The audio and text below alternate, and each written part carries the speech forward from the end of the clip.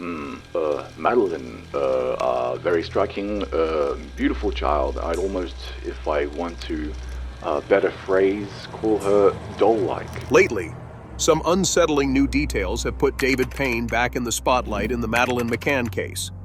Even though he was actively involved in helping the McCanns search for their daughter that night and fully cooperated with the police investigation, a shocking new discovery has linked him to that tragic evening in a way no one expected. Could it be that the missing piece of this puzzle was right in front of us the whole time, just waiting to be found? Stick with us because what we're about to reveal could completely change what we thought we knew about this case. Madeleine McCann's disappearance remains one of the most chilling and baffling missing persons cases the world has ever seen. Now there's breaking news in this infamous mystery. A German prisoner has been identified as a new suspect in her disappearance from a holiday resort in Portugal 13 years ago. The case of a 3-year-old girl vanishing from her family's holiday apartment in Praia da Luz, Portugal, has been picked apart, debated, and investigated for over a decade. Despite numerous leads, global media coverage, and multiple suspects, the truth about what really happened to Madeleine has remained out of reach. At the heart of this mystery is a group of 7 adults who spent that fateful evening dining together while their children slept nearby. This group, known as the Tapas 7, included Jerry and Kate McCann, Madeleine's parents, and their close friends. One of those friends was Dr. David Payne, a man whose involvement in the case has largely been overlooked, until now. Recent findings have brought Payne's role into question, drawing attention to details that had previously been dismissed or ignored. Keep watching to find out what's been uncovered. David Payne, a close friend of the McCanns, was part of the group of friends known as the Tapas 7, who had joined the family on holiday. As a member of this group, Payne's actions and statements have been closely analyzed by both the authorities and the public. His involvement in the events leading up to and following Madeleine's disappearance has been documented through multiple interviews and witness statements. Madeleine was a strikingly beautiful child, Payne once said in an interview. I'd almost, for lack of a better phrase, call her doll-like. She was very unique-looking, very pretty. But David Payne wasn't just any friend of the McCanns. He had known Jerry McCann for years, and as a respected doctor in the UK, he was seen as a reliable, family-oriented man. However, as investigators dug deeper into the case and examined his statements more closely, inconsistencies in his timeline began to surface, along with some disturbing reports from Dr. Catherine Gaspar. Like the others in the group, Payne found himself caught in a whirlwind of police questioning, media scrutiny, and public suspicion. He claimed the evening started just like any other, putting the kids to bed before heading to the tapas restaurant with the rest of the group. They made it a habit to check on their children at regular intervals while dining. According to Payne, at around 6:30 p.m., he briefly stopped by the McCann's apartment to see Kate and the kids. He said he wanted to check in on Kate since she had stayed behind while Jerry was out playing tennis. In his statement to the police, he described the visit as incredibly short, no more than 30 seconds to a minute. He remembered seeing Madeleine sitting in her pajamas, looking calm and content. It all seemed like an innocent, forgettable moment, just one of many casual interactions between the families during their holiday. As investigators dug deeper, David Payne's timeline started to fall apart. Jerry McCann had a completely different recollection of that evening. He was adamant that he had returned from his tennis match around 6:30 p.m., the exact same time Payne claimed to have visited the McCann's apartment. But according to Jerry, when he arrived, only Kate and the children were there. This created a serious problem. If Jerry was already back by that time, Payne's version of events simply didn't add up. Things got even murkier when Kate herself acknowledged Payne's visit, but couldn't clearly recall how long he stayed or exactly what they talked about. Madeleine's parents, Kate and Jerry McCann, had originally said their daughter was taken from her bed while they were having dinner at the resort's restaurant. At first, suspicion fell on them, but they were later cleared. At first glance, these contradictions seemed like minor memory lapses. After all, it had been a chaotic night. But when they were stacked alongside other inconsistencies from that evening, they started to cast a much darker shadow over David Payne's role in the case. What made the situation even stranger was the level of detail Payne gave about his supposedly brief visit. He insisted it lasted no more than 30 seconds, yet he recalled an astonishing amount about it. Madeleine's mood, what she was wearing, how she interacted with her siblings. It was an oddly vivid recollection, especially when compared to the other members of the group who gave much more vague and generalized accounts of that night. For investigators, this raised a critical question. Was Payne's detailed memory a sign that he was telling the truth? Or was it the result of a carefully rehearsed story? As detectives pieced together the crucial hours leading up to Madeleine's disappearance, Payne's timeline remained an unsettling anomaly. It was like a loose thread in an otherwise tightly woven story, one that refused to be neatly explained away. And yet, this was just the beginning. Payne's name would resurface again in an even more disturbing context, thanks to a witness statement that painted his behavior in a whole new light. Among the most chilling testimonies in this case was the one given by Dr. Arul Savio Gaspar's wife. Dr. Catherine Gaspar, a friend of both the McCanns and David Payne, wasn't part of the Portugal holiday, but her testimony would later cast a dark cloud over the case. When she spoke to Leicestershire police, she recounted a deeply unsettling conversation she had overheard between David Payne and Jerry McCann during a previous vacation. Given her professional background as a doctor and her calm, measured manner, her words carried significant weight, adding yet another disturbing layer to an already complicated case. According to Catherine Gaspar, during a holiday in Mallorca in 2005, 2 years before Madeleine's disappearance, she and her husband, Dr. Arul Gaspar, witnessed an inappropriate exchange between Payne and Jerry. She recalled Payne making unsettling comments, allegedly about Madeleine and other young girls. But it wasn't just what he said, it was how he said it. Gaspar described Payne using hand gestures to mimic a suggestive action, which disturbed her so much that she later brought it up with her husband. In her police statement, she said, "I was sitting between Dave and Jerry, and I believe they were talking about Madeleine. I don't remember the full conversation, but it seemed like they were discussing a possible scenario. I remember Dave saying something like, 'She would do this,' referring to Madeleine." She then described how Payne put one of his fingers in his mouth, sucking on it while moving it in and out, and at the same time, using his other hand to make a circular motion over his nipple through his clothes. She was clear about one thing. This was not an innocent gesture. It was provocative, explicit, and deeply unsettling. What makes Gaspar's testimony particularly haunting is the context. She wasn't some distant acquaintance or an outsider looking for attention. She was part of the McCanns' inner circle, a trusted friend, and a fellow medical professional. But what's even more telling is that she didn't report what she had witnessed immediately. It took her some time after Madeleine's disappearance to go to the authorities. Some have criticized this delay, but rather than being suspicious, it might speak more to her inner turmoil, her fear of being wrong, or perhaps of accusing someone she once considered a friend. Her husband, Arul, backed up her account in his own police statement. He also recalled feeling uneasy about Payne's remarks, though at the time he admitted he tried to brush it off, not wanting to jump to conclusions. Both of their statements were submitted to Leicestershire police, but whether the Portuguese investigators fully pursued this lead remains a subject of debate. Critics of the case's handling argue that this testimony should have been taken far more seriously than it was.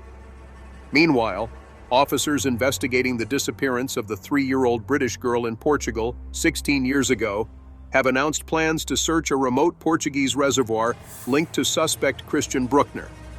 But despite this new development, the Gaspar statements continue to raise difficult questions. If their accounts were accurate, why was Payne never treated as anything more than a witness? Some believe the Gaspar testimony is a crucial missing piece of the puzzle, one that suggests Payne may have had deeper knowledge of what happened that night, or worse, some level of involvement. Others, however, warn against putting too much weight on statements that, in hindsight, could be misinterpreted or exaggerated. Memories can be influenced by time, fear, and the weight of tragedy.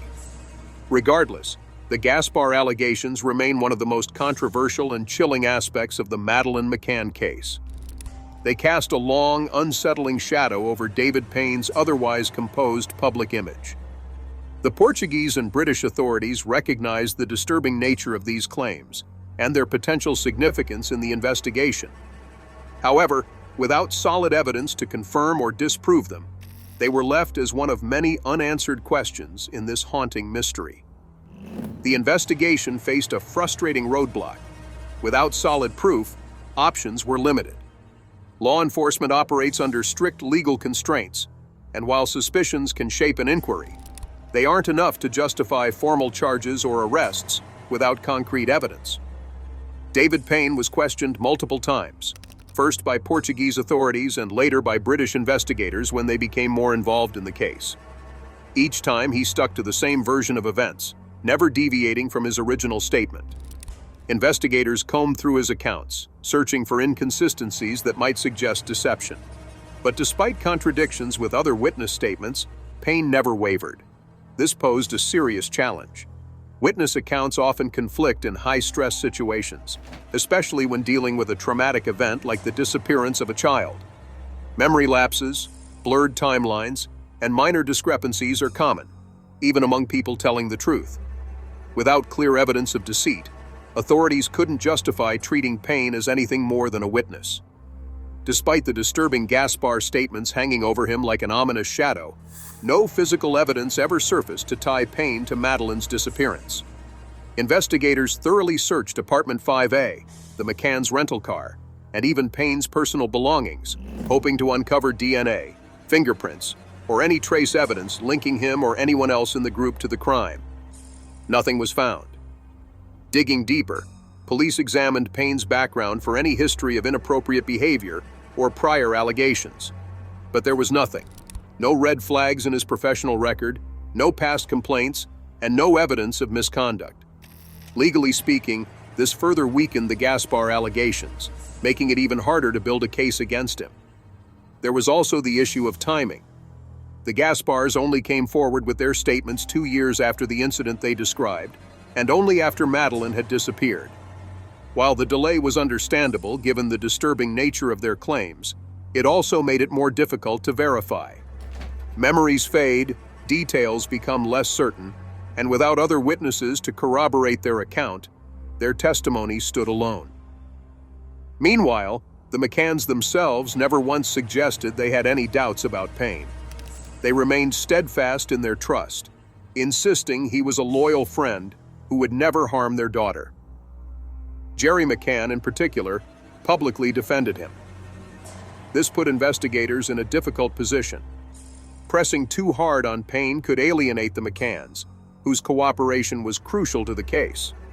It also risked accusations of victim blaming, something authorities were keen to avoid. As suspicious as Payne's timeline inconsistencies might have seemed, they weren't enough to imply criminal involvement. Without physical evidence, all that remained were doubts, speculation, and a nagging feeling that a critical piece of the puzzle was still missing. To this day, David Payne has never been officially named a suspect. He remains a controversial figure, someone whose statements continue to be analyzed and debated, yet whose legal record remains completely untarnished. Now, let's rewind and revisit the night it all began, the tragic disappearance of Madeleine McCann. Praia da Luz, a picturesque seaside village in Portugal's Algarve region, was the perfect holiday retreat, a peaceful, family-friendly destination where British tourists came to relax. Among those enjoying a getaway in late April 2007 were Jerry and Kate McCann, both doctors from the UK, traveling with their 3 children, Madeleine, their 3-year-old daughter, and twins, Sean and Amelie. Accompanying them was a close-knit group of friends who would later be known as the Tapas 7, named after the resort's tapas bar, where they gathered for dinner each evening. The McCanns checked into the Ocean Club Resort, an apartment-style complex designed for families, complete with a kids' club, swimming pool, and babysitting services. Their assigned accommodation was Apartment 5A, a ground-floor unit with a small patio and a window facing the street. In just a few days, this quiet little corner of the resort would become the epicenter of one of the most infamous missing person cases in modern history. May 3, 2007, started like any other holiday morning for the McCanns. They had breakfast together before heading to the pool, with Madeleine happily joining the other children at the resort's kids club. No one could have predicted that by the end of the night, she would vanish without a trace, triggering a mystery that would grip the world for years to come.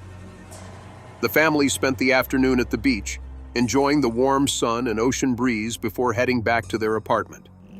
As the evening set in, they got the children ready for bed, and by around 7:30 p.m., Madeleine and the twins were sound asleep.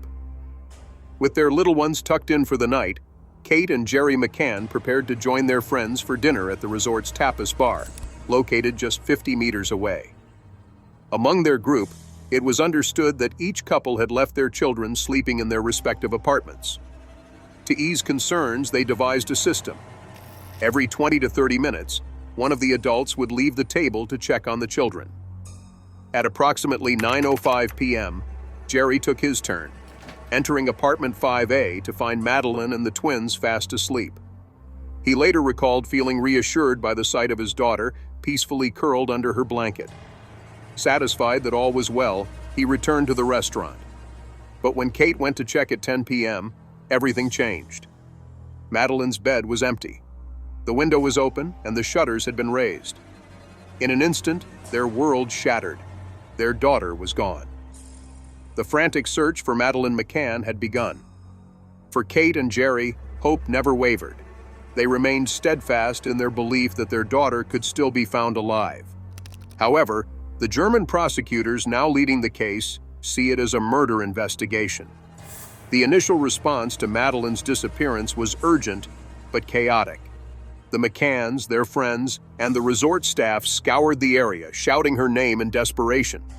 Local authorities, the GNR police, were called, but communication barriers and confusion caused delays. Officers finally arrived at around 11:10 p.m., but by then, the apartment had been compromised. Friends, staff, and other guests had already entered, possibly destroying crucial evidence. The search lasted through the night, with volunteers, tourists, and locals joining the effort. Despite their tireless efforts, there was no sign of Madeleine. As the sun rose over Praia da Luz, Kate and Jerry were left in despair. Another day had begun, but their daughter was still missing. From the start, the investigation was plagued by missteps. Portuguese police initially treated the situation as a routine missing child case rather than a potential abduction. The apartment wasn't secured properly, and critical forensic work was delayed. Fingerprints weren't taken immediately, and key alerts to Border Patrol, airports, and Interpol were not sent out in time. These early mistakes significantly hindered the case's direction, and in hindsight, may have cost investigators crucial leads. As the hours turned into days, the McCanns faced the unimaginable nightmare of parents everywhere. Their story quickly captured international attention, and within days, the quiet Portuguese village of Praia da Luz was swarming with media from around the world. Kate and Jerry made heartfelt public appeals, begging for their daughter's safe return.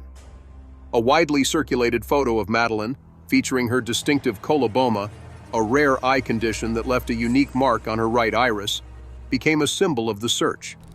The case gained support from high-profile figures, including David Beckham and J.K. Rowling, who helped amplify the family's message. Donations flooded in, and the Find Madeleine campaign raised millions to aid the search. But as weeks passed without a breakthrough, Portuguese investigators began considering an alternative theory, one that turned the spotlight onto the McCanns themselves. By August, frustration over the lack of progress led authorities to question whether Madeleine had actually died inside the apartment. This shift came after British sniffer dogs, specially trained to detect the scent of cadavers and human blood, gave alerts inside apartment 5A and in the McCanns' rental car. Until that point, the assumption had always been that Madeleine was abducted from the apartment while her family slept nearby. But now, unconfirmed reports about the discovery of blood fueled speculation that she might never have left the apartment alive. The findings triggered a dramatic turn in the case, leading to intense scrutiny of the McCanns. In September, in a shocking development, Portuguese authorities formally named Kate and Jerry as arguidos, a legal status in Portugal that translates to formal suspects. Portuguese police interrogated the McCanns extensively, even pointing out that Kate's composed demeanor seemed unusual for a grieving mother. Despite the scrutiny, the couple fiercely denied any involvement in Madeleine's disappearance, insisting that their only priority was finding their daughter. By July 2008, with no concrete evidence to support the case against them, the investigation was shelved, and the McCann suspect status was officially lifted. Years later, the Portuguese police issued a formal apology to the McCann family, acknowledging critical errors in handling key evidence and managing the case overall.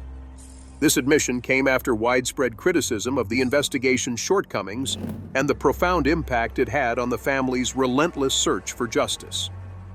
Refusing to give up, the McCanns turned to private investigators in hopes of uncovering new leads. One agency, Metodo 3, claimed to be close to finding Madeleine, but no significant breakthroughs ever materialized. Over the years, potential sightings surfaced. A girl resembling Madeleine spotted in Morocco, another report from India, but none led to her.